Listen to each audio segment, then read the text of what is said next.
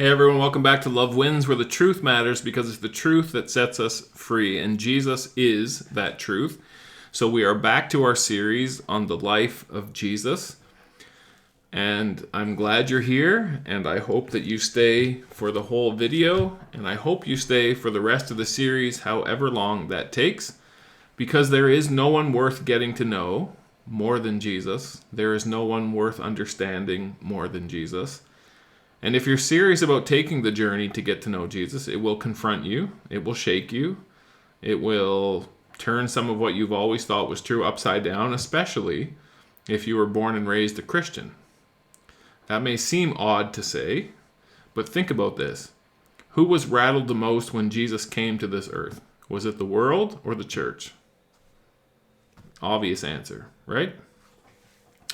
So today we're going to be at the end of Matthew 4 and then into Matthew 5, which you may already know and recognize as the Sermon on the Mount.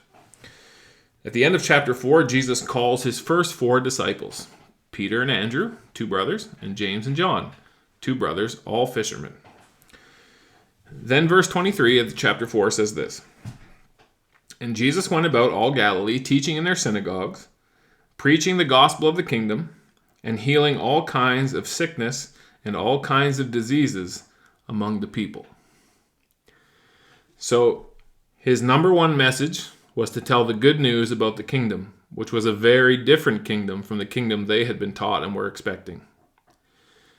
That's why following Jesus is so confronting, because what he is up to, what he is working towards, what he is about, is not what we're about. It's just not. Secondly, he was healing people because we need healing. How are we going to come in line with who he is and what he's teaching and what he's about without being healed? Healing comes in many forms. We think of healing as broken bones, maybe cancer, but we need all kinds of healing. And most of all, we need heart healing. So that's what Jesus was about. Verse 24.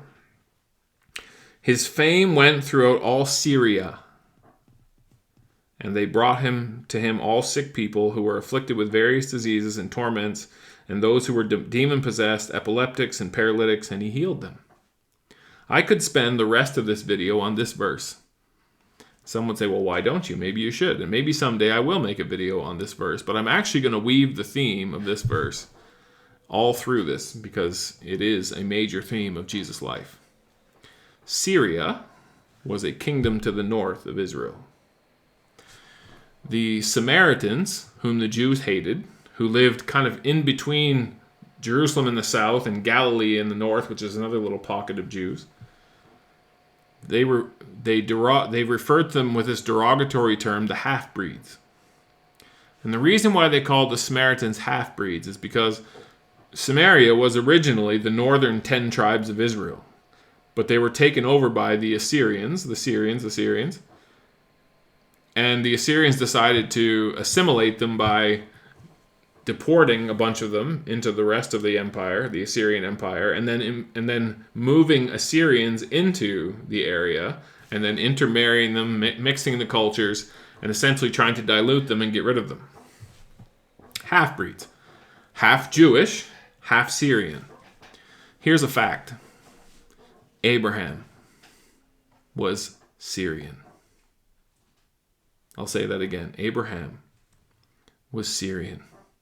So when you marry a Syrian to a Jew, you're marrying a Syrian to a Syrian. Now my point is not that Syrians matter more or less. My point is, to Jesus, nobody matters more or less. There are no half-breeds. We're all his children, no matter where we came from. The story continues. Verse 25. Great multitudes followed him from Galilee, from Decapolis. That's on the other side of the Sea of Galilee, not Jewish. It's where the demoniac was found in the cemetery, not Jewish. Jerusalem, Judea, and beyond the Jordan, the other side of the Jordan. In other words, people were coming to Jesus from Syria in the north, from Decapolis in the east, two non-Jewish peoples, all the people from Judea, from Jerusalem in the south, and from Galilee in the north, and even coming from across the river, way in the east. His fame was spreading because Jesus had a message that they had never heard. Jesus spoke and behaved in ways they had never seen. Jesus spoke of a kingdom that no one had ever spoken of before, and Jesus healed diseases like no one had ever done before. Jesus was different. And if Christianity today is going to be about building nations and being nationalistic and worrying about the world from a political and power point of view and ussing and theming, we're not followers of Jesus. And if that confronts you, maybe you should reconsider who Jesus is. Or maybe you should consider that you're not a Christian. Because to follow Jesus is to leave the kingdoms of this world and join a completely different kingdom. So when chapter 5 opens, you have Jesus on a hillside north of Galilee, or in northern Galilee, on the border of Jewish territory and Syrian territory, and people have come multinational. It's an international gathering of people. And the only thing that binds them together in this moment is this person, Jesus. What is he going to tell them? He has their attention. He has gained it by speaking of a kingdom they have not considered and healing in a way they've never seen all people from all places. What's he going to say? Then he opened his mouth and he taught them, saying, by the way, this is the only comprehensive sermon message that we have from Jesus. We have snippets of stories and parables all through the Gospels. This is the only long-form message that we have from Jesus. It's pivotal, and it turns us upside down and inside out. It's not a message for them. It's a message for us. Then he opened his mouth and he taught them, saying, blessed are the poor in spirit, for theirs is the kingdom of heaven. Blessed are those who mourn, for they shall be comforted. Blessed are the meek, for they shall inherit the earth. Blessed are those who hunger and thirst for righteousness, for they will be filled. Blessed are the merciful, for they shall obtain mercy. Blessed are the pure in heart, for they shall see God. Blessed are the peacemakers, for they shall be called the sons of God. Blessed are those who are persecuted for righteousness' sake, for theirs is the kingdom of heaven. That's not the Sermon on the Mount. That's the introduction to the Sermon on the Mount. That was I'm going to grab their attention. I'm going to have them wondering what is coming next. You say, well, why do you say that? Because every blessed turned their whole thinking upside down. Let me be clear. Whether you are Syrian, Jewish, from Decapolis, or from the regions beyond the Jordan, their view of kingdom was all the same. Their view of power was all the same. What I'm going to say next is going to be messy and it's going to turn some people off. And I'm sorry, that's not my goal, but it's the truth. If you boil away the labels, if you boil away the label of Islam and the label of Roman Catholicism, which on the surface, by their labels, appear to be two very different religions, and you just look at what they teach, how they teach it, how they try to hold people, what they emphasize. They're identical. The value system is the same. The desire to dominate the world is the same. The desire to control people's behavior through fear and manipulation is the same. Because without Jesus, we are the same. Red, yellow, black, and white all are the same without his heart-changing influence. Blessed are the poor in spirit? No. Blessed are the meek? No. If you're poor in spirit and meek, you're weak. Blessed are those who hunger and thirst for righteousness? No. I just keep the rules because it's going to get me somewhere. And I don't keep them if I don't have to. When no one's watching, I do what I want.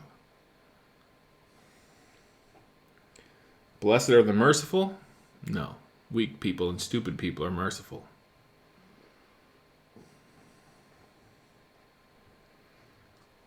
Blessed are the pure in heart? What difference does that make?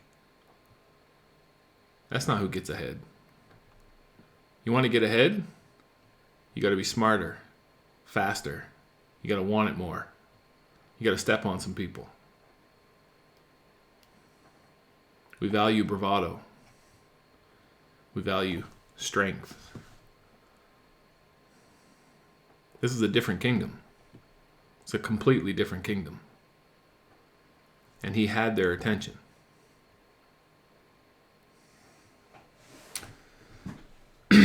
Verse 11.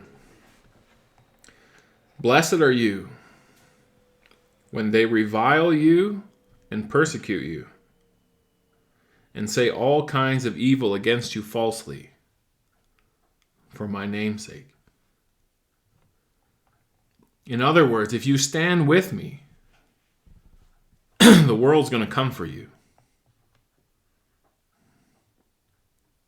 If the world's not coming for you, you're not standing with Jesus.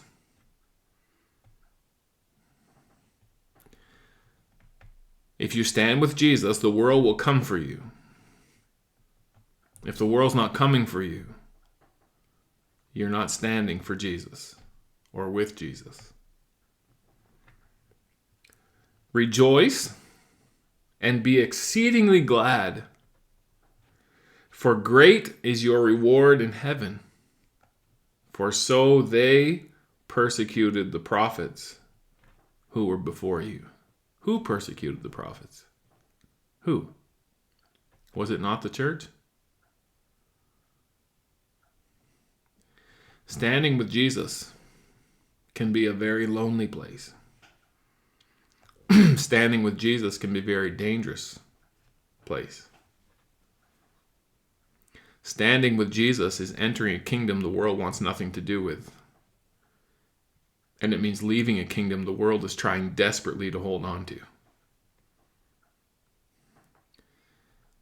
Jesus came to start a revolution, but not one with signs and protests, not ones with guns and armies.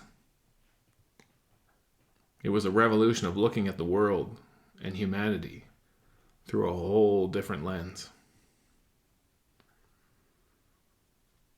And if you have never thought about that, if that's not the Christianity you know, then you don't know Christianity. Did you know that when Christianity started, it was called the Way? That's it, the Way.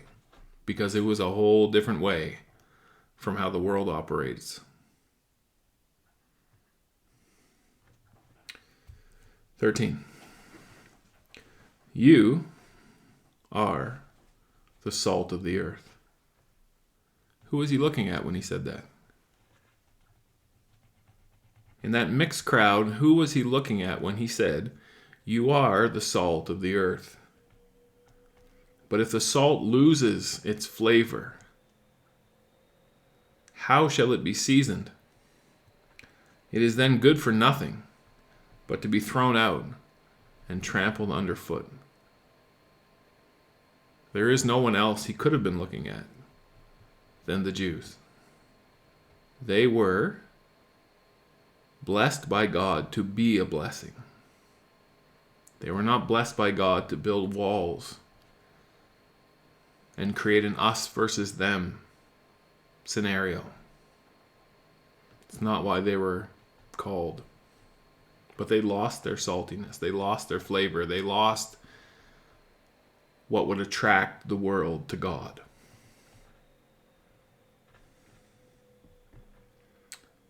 Verse 14. You are the light of the world that is set on a hill and cannot be hidden.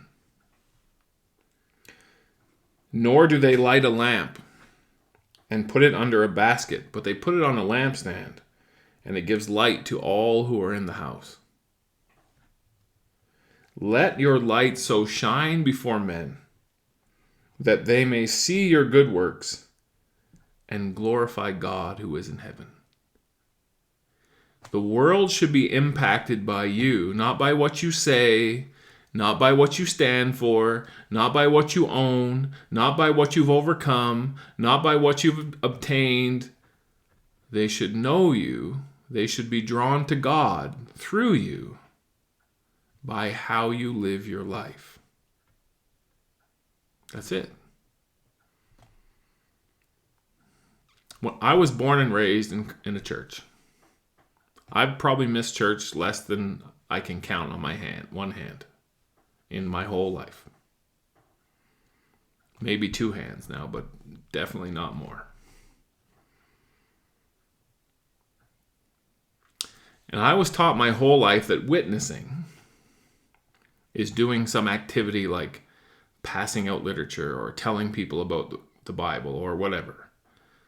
But I've since learned that I am a witness. That my life is a witness every moment of every day. And it's either witnessing to the world that something different is happening in me and through me, or it's witnessing to the world that I'm no different than anybody else.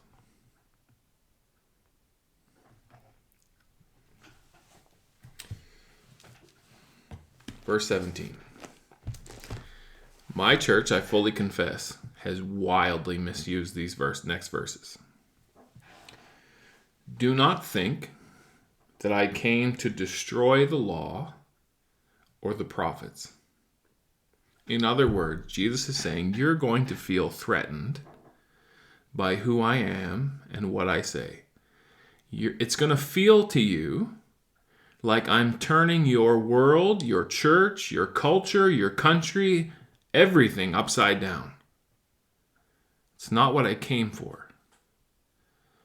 I didn't come to destroy what you think your life is built on. I didn't come to destroy what you think your country is built on.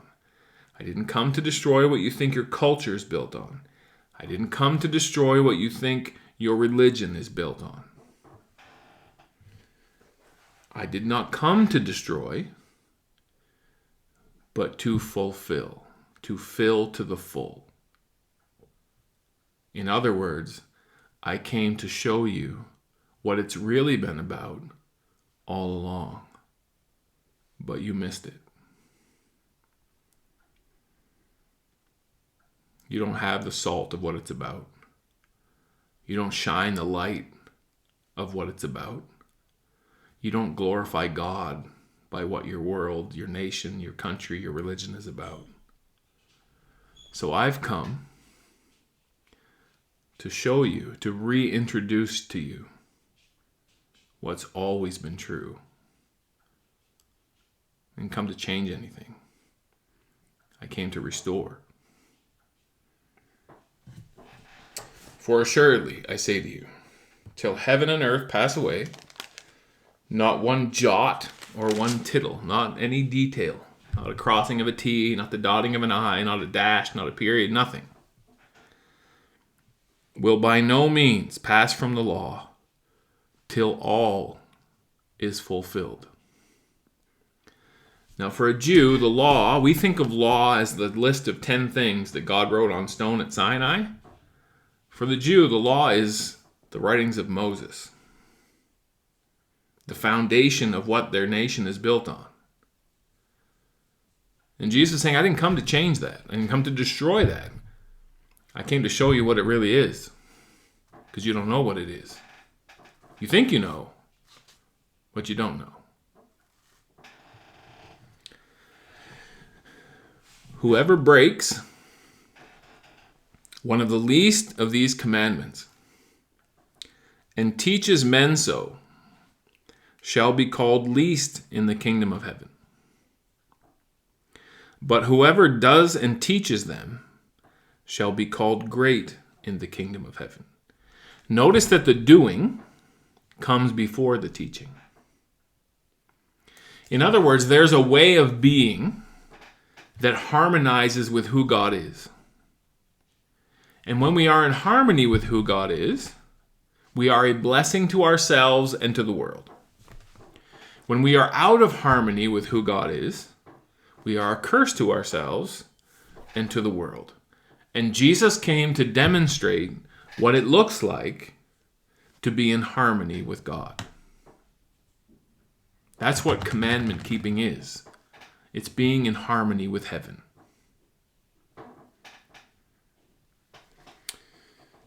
Verse 20.